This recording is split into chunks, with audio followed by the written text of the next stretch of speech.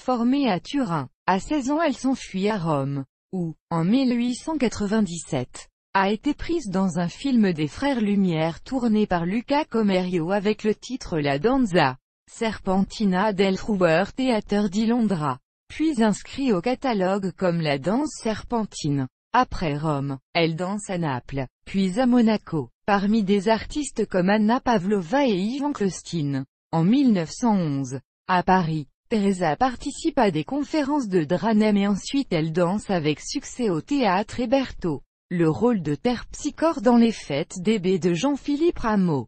Entre 1912 et 1913, Teresa est une étoile de la danse au Théâtre National de l'Opéra Comique, où, sous la direction chorégraphique de Mariquita, et parmi des artistes comme Cléo de Mérode, Yetta Rianza, Christine Kerff, Germaine Dubé, elle participe à nombreux et importants spectacles. Les Petits Riens de Wolfgang Amadeus Mozart, La danseuse de Pompéi de Jean Nougès, les danses slaves de Cassia de Léo Delibes ou encore le ballet du Roy de la Manon de Jules Massenet. En 1913, Teresina danse dans des conférences et des causeries sur les danses, la pantomime et l'élégance illustrée par Paul Franck, André de Foutières et Dranem avec des artistes comme Georges Wag, Cléo de Mérode et Mata Hari.